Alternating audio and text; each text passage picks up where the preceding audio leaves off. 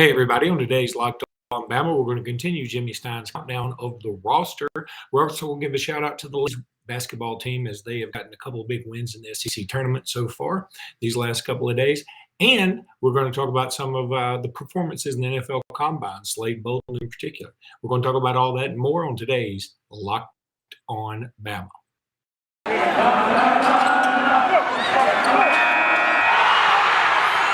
You are Locked On Bama, your daily podcast on the Alabama Crimson Tide. Part of the Locked On Podcast Network, your team every day.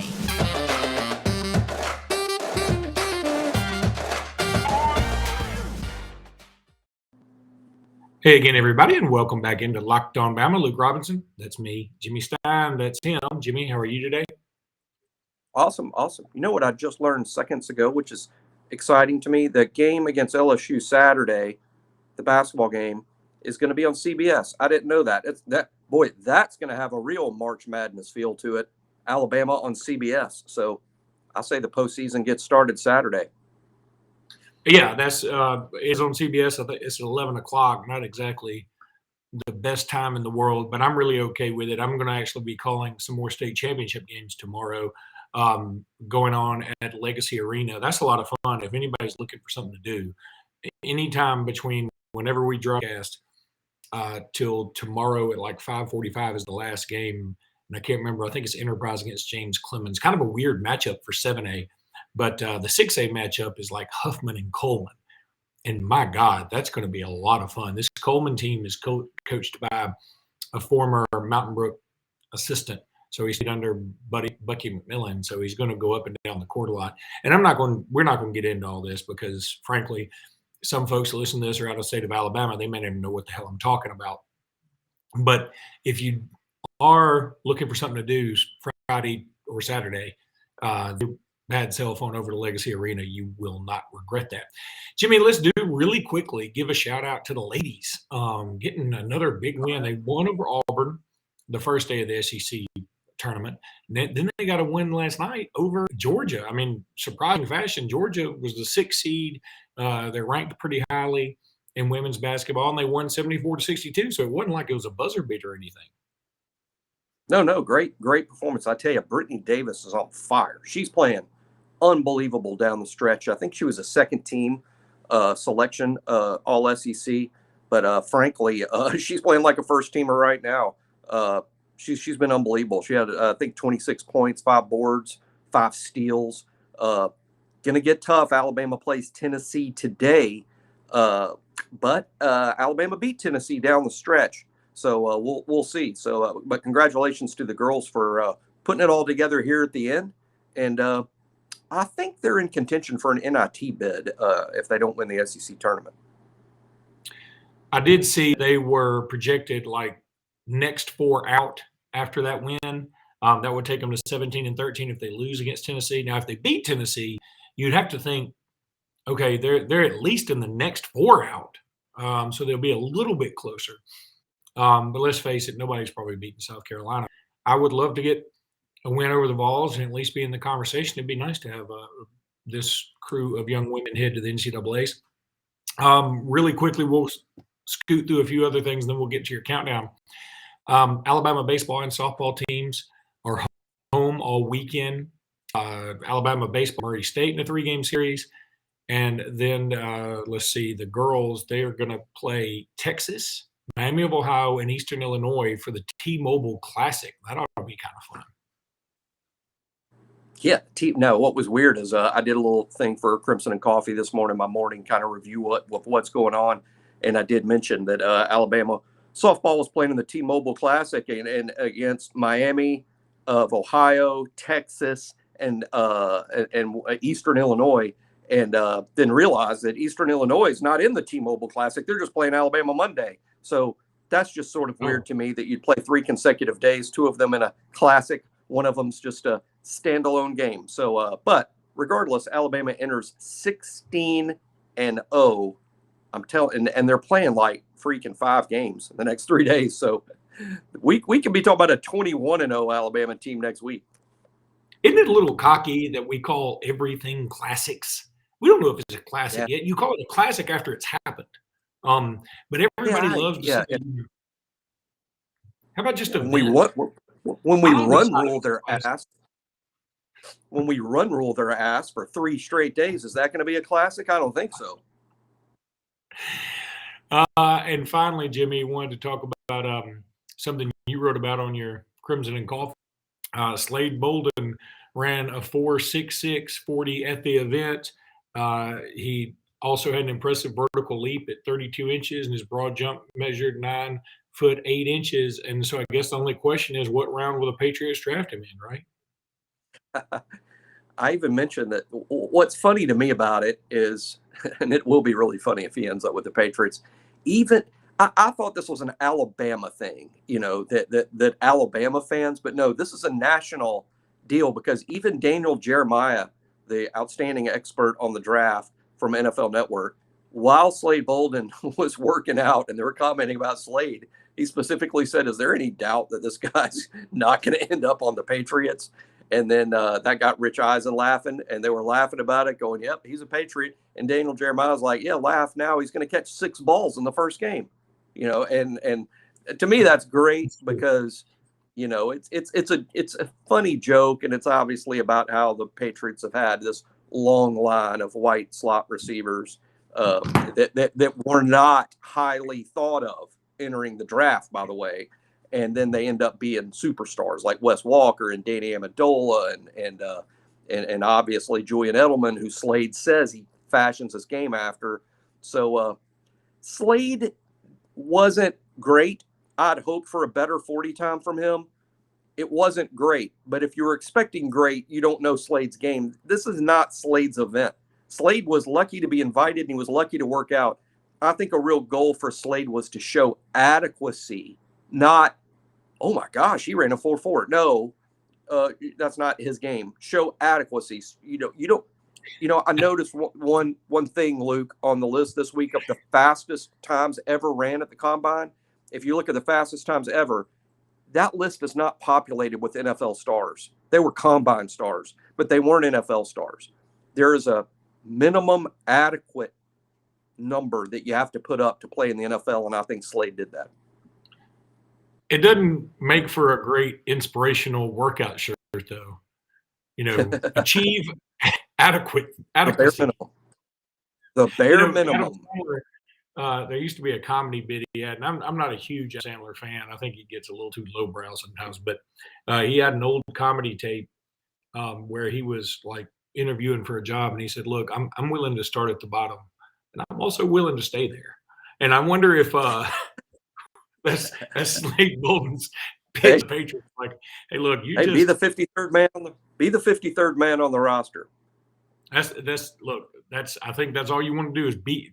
The key phrase is on the roster, that prepositional phrase at the end. Jimmy, let's go ahead and talk about run your pool. Look, March Madness is about a week away. That means you need to start thinking now about where you're going to be running your brackets this year. Are you going to for the usual, or are you going to look for the best? The best is runyourpool.com. We've done our homework, and we know this. Along with our standard brackets, Run Your Pool offers this types of games, Survivor or Pick X, both really fun in their own way. They have options to edit scoring, and they offer more intel to make your picks, all the stuff you don't find at ESPN or CBS.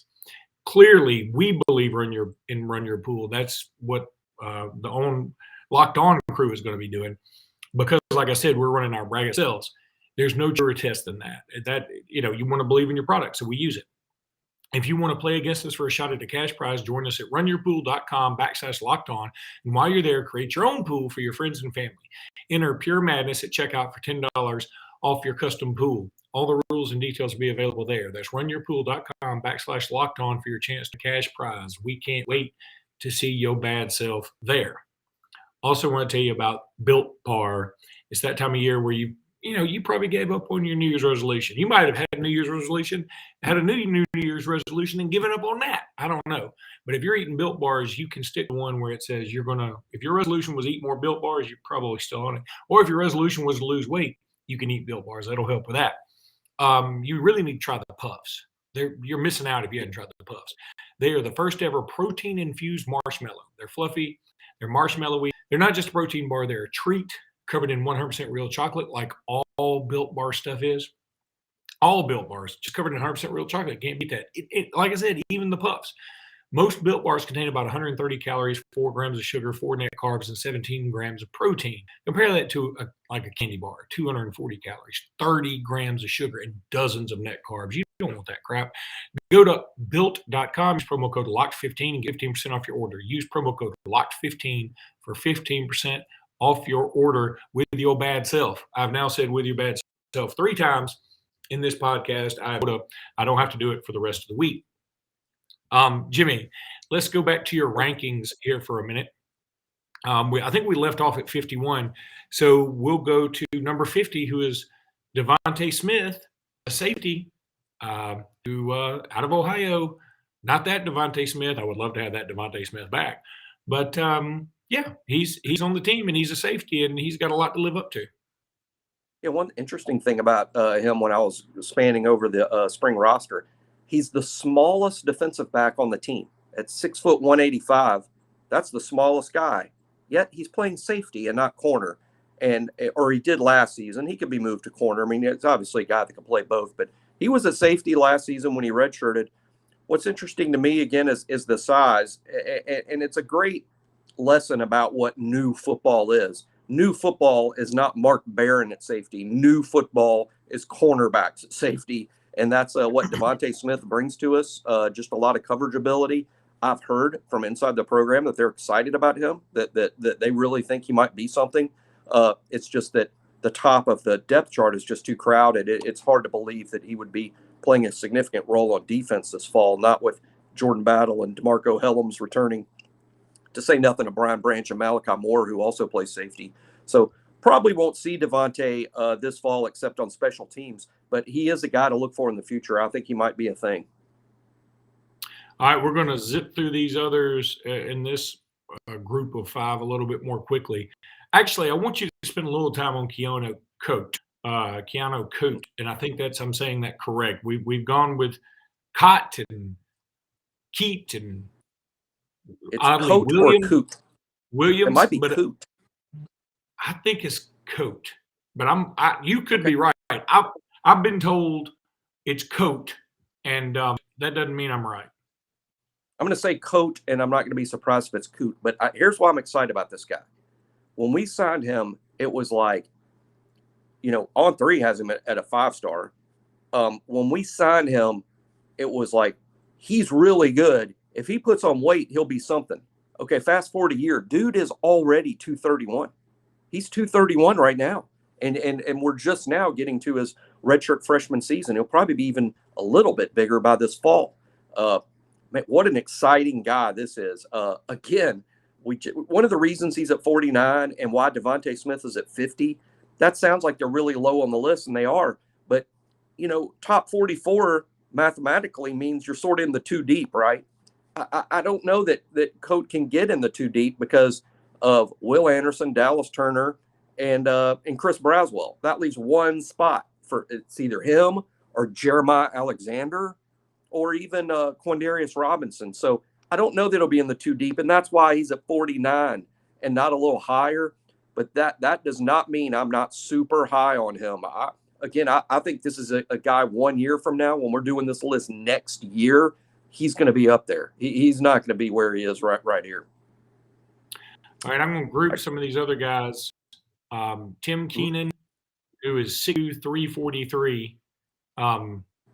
Damon Payne, who is 6'4", 303. Tommy Brockermeyer, 6'5", 304.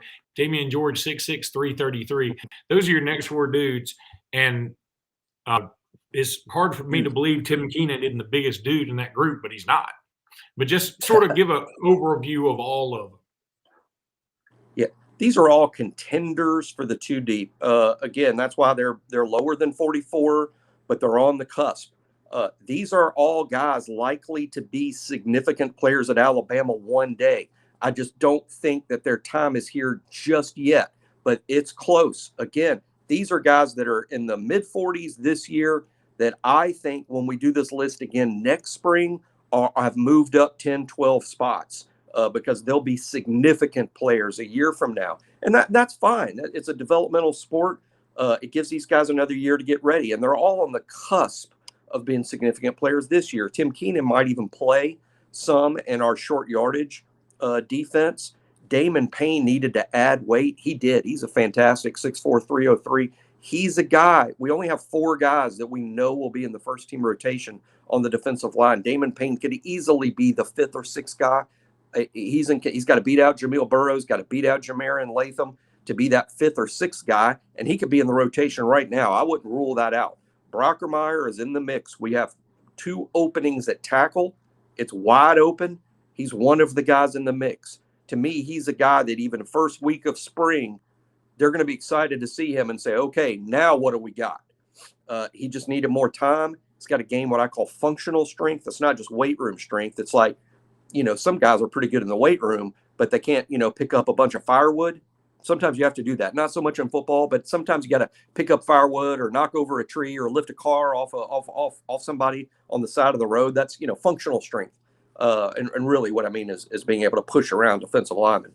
He's got to still get there. But Brockermeyer is on the cusp of being a starting tackle. Damian George did start a year ago, lost his job, but right back squarely in the mix to be a starting tackle this season. And now he's got a little game experience on the others. Again, there's a reason. I think that number 44 number, we haven't got to 44 yet. Damian George is 45. 44 is a key number. That just sort of means, hey, you should be in the 2 deep. These are guys I would project to be in the 2 deep or should be. These are the guys that are just on the cusp. Jimmy, let me tell everybody about Bet Online. Football might be over for this season, but basketball's in full steam ahead, as we know from all the latest odds, totals, player performance props to where the next fired coach is going to land. BetOnline.net is the #1 spot for all your sports betting needs. BetOnline remains the best spot for all your sports scores, podcasts, and news this season. It's not just basketball. They have everything you want. Hockey, boxing, UFC, whatever you want, they got it over at BetOnline. Head to the website today. Use your mobile device to learn more about the trends and actions. BetOnline is where the game starts. All right, so let's move on to your next grouping here, Jimmy.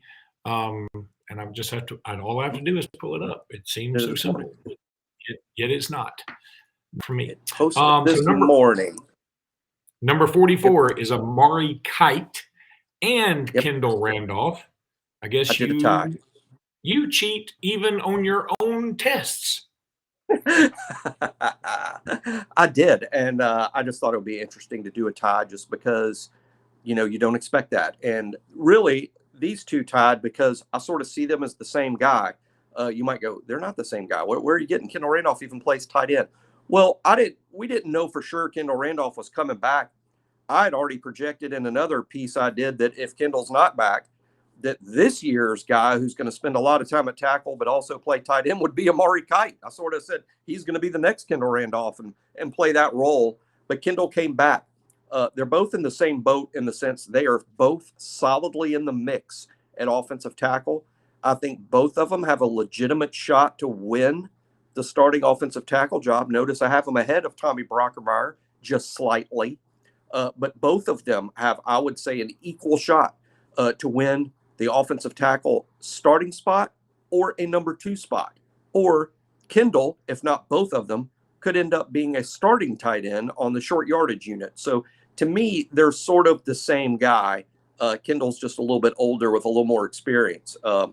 It'll be funny to me. I mean, obviously Kendall has to leave after this year, and then next season we could see Amari Kite as an extra tight end blocker if he's not a starting tackle. But that's why I put them at a tie. I sort of see them in the same position. Then you have Terence Ferguson. You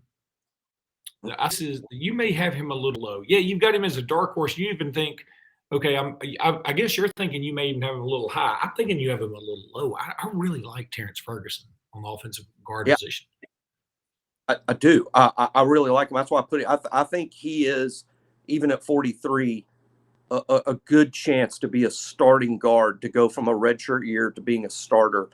He's got a real good chance at that. Now, Alabama returns some interior guys for Terence Ferguson to start. That means you have to kick out Javion Cohen outside to tackle, which could very easily happen to make room for Ferguson. He could prove to be one of our starting 5. I think one of the reasons, though, that I have him at 43 is he did redshirt. He hasn't played a single down. We haven't seen him play in a game yet. also the offensive line is the weak part of the team. I'm ranking this team from best to first. Even some of the starting offensive linemen, Luke, may be outside of the best 22 players on the team. We have to prepare ourselves to see that with our eyeballs soon, and we'll see. But I think a lot of the offensive linemen will be lower than people want to see, but it's just the reality of this football team. Then you have two dudes along the defensive line in Jamil Burrows and Jamirian Latham. At the very least, I would flip-flop them. Right. I feel like Burrows can be more of a contributor this particular year, but at the very, I would probably have Terence Ferguson ahead of both of them, and I would flip-flop these guys. I can see that, and obviously, when you do a rankings like this, you open yourself up for, and I want to stir discussion on the On3 message board. Hey,